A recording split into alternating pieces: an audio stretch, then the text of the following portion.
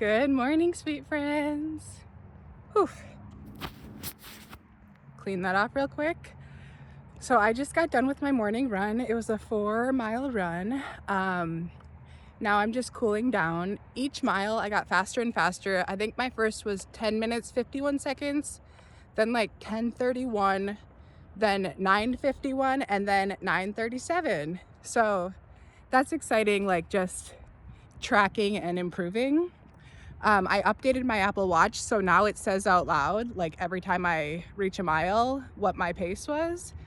Which, wow, what a difference knowing that information makes, because normally I wouldn't check my watch. But that got me thinking about the topic for today's video, which is constant improvement and balance. So yesterday I met up with my friend Patrick, and I told him that right now I feel like a well-oiled machine. Like, I'm going to bed at 8, I'm waking up at 3, basically every day. So now I have that like on a schedule. I'm back to eating vegan, so my stomach feels great. I enjoy looking at my stomach in the mirror again.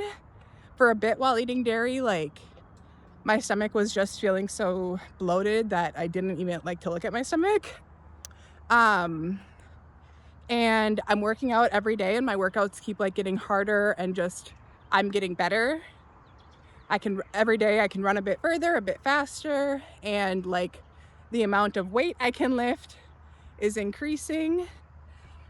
I'm just like, I'm getting my tasks done. Every day I go to bed with the dishes done. I used to wake up and do the dishes. Now they're done when I go to bed. So in all those ways, I just like I see growth. That being said, there's always a downside. One other thing is, okay, so I really never drink, so I guess saying I'm not drinking now doesn't really count because nothing has changed. But I also have not been smoking marijuana, which that is my vice. Like, if there's one thing that I kind of enjoy, or that I like resort to if I'm stressed, it's typically marijuana. But even with that, I haven't been looking at it. So like this lifestyle right now, with the lifestyle I'm living where I'm going to bed early, waking up early, working out, like I don't need marijuana, but at the same time, I'm hardly socializing because I'm already starting to get tired when most people are like getting off work. And yeah, it's just kind of hard to coordinate with people. So there's always that trade-off. So my question for y'all is like, how do you find balance between like health and productivity and like socializing and having fun? I mean, don't get me wrong, I guess I still have fun, but not in the way I used to. I used to go to like multiple concerts a week, some just like free concerts, but also I would, seek out if there were any big names, I would go.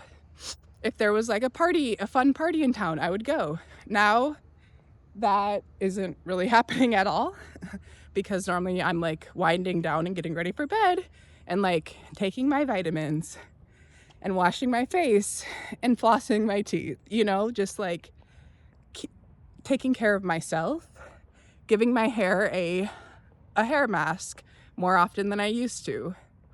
So yeah, how do you stay on top of everything? Sometimes I feel like I'm either like going out having fun, like my social life is a 10, but then my health, my sleep, all of that is like it drops, or my health is a 10 and my socializing drops. So yeah, if I could find a way to do both, that would be amazing. But yeah, I'll get there. I guess it's just reminding myself that like everything takes time and baby steps. And for me, the number one thing is giving myself grace. Like, if I say that there's a social event I want to go to and I don't end up making it, then just being kind to myself, like, hey girl, you didn't make it, you wanted to go, but that's okay, let's try for the next event. And whenever I do that, I swear to y'all, like suddenly I start doing what I wanted to do. Like suddenly I start going to the events. So yeah, that's where we're at in regards to socializing right now. I think mainly like my friends who either like are entrepreneurs or aren't working right now, I'll meet up with them like during lunchtime, which is great because I'm up and awake and lively at that time. Otherwise, I am thinking I'll start working on my dating life because that is another area that I just really haven't been putting much effort into. And y'all, maybe this is for another video, but I had only been using Bumble for the dating apps. My dating strategy was Bumble or like just getting out of my house. Getting out of my house has been the primary because if I get out of my house and I look cute, I'm pretty good at just like smiling and having good energy and like talking to the cute guy next to me. And then like going from there. But yeah, when I'm not getting out of my house, Bumble is the app I've been using. I know everyone says use Hinge, use Hinge. Like that seems to be the best place for people who are serious about dating. I always have hated it. I'm always like, oh, I can't stand it. I'll go on there and then I'll just like get annoyed because I feel like men will just heart like either a prompt I have on my page or they'll heart a photo and that's it. And then I'm like, so do I just heart theirs back? And then what? Yeah, I feel like rarely were conversations starting, but there's a dating coach I follow. Her name's Dating Coach Erica. On Instagram, her name is A Little Nudge. She's awesome. Like her content is basically my TV show. I feel like that's my reality show. But she recently posted a reel where I believe it's her scrolling on Hinge, showing people how to reply or how to start a conversation with someone on there. So she's just looking at different men's profiles, looking at their prompts, and then responding to their prompts with like something a little witty or a silly question or sharing something about her. I'll try to post it here. But yeah, I was like, oh, I could do that. So I got back on Hinge last night and I was like, let me just try doing what Dating Coach Erica did and just looking at their prompts and just replying something a little witty, like not putting too much thought into it because that's something I've done in the past. Yeah, just finding anything to reply to. So that's what I've been doing. And I'm like, oh, look at these responses coming in.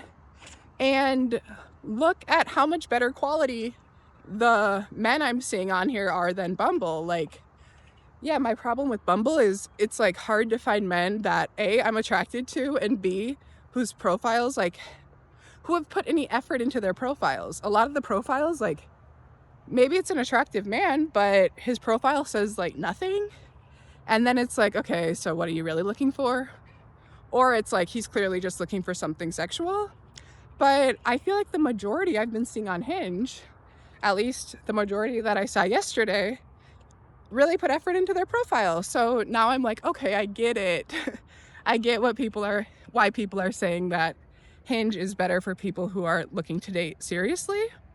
So I just started that yesterday. So I will keep y'all posted. So I don't know how many men I messaged, but as of last night, I had 2 replies. One, we had been going back and forth. One guy replied to me, but his response was just so dry. And his profile was also a bit dry. But even though his profile was a bit dry, like there were no smiley faces, no exclamation points, just kind of like straight to the point. There was still some good quality stuff in there. So I was like, let me message him. And I added like an exclamation and a smiley, thinking maybe he would give me some energy back, like match my energy a bit, but he didn't. Nothing wrong with his response, but I do feel like chances are if I got to the point of meeting him in person, like he would be dry. I feel like I'm typically right. Like if someone's texting is super dry and their profile is super dry, I think in person they're probably going to be pretty dry as well. But if I end up testing that theory, I will let y'all know. I probably won't though, because at this point I just don't want to. I really don't like going on dates I don't want to be on. But I will say, like, one thing I really did not like about dating apps, or like even meeting someone from say Instagram, is that it was hard for me to tell if in person, like, we would get along, and sometimes I would feel obligated to stay on the date, even if, like, I was like, this just isn't my vibe. But now I'm like, okay, I'm not gonna, for the first date, I'm not gonna do a dinner date, just do something simple. Something simple and something that I can easily get away from. So now that I've been doing that and I'm just more confident, and like now I am not afraid to say, hey, I gotta go in a polite, kind way. Um, yeah, now it's all good. So that's it, y'all. I am gonna finish up my walk, go home. I'll probably take a break from weights today because I've been doing a lot of weights and I think it's good to give my body a rest from that. But the cardio felt amazing, and I will talk to y'all soon. Okay, like, comment, subscribe, ring the notification bell. Let me know what's poppin'. Much love to you all. Bye.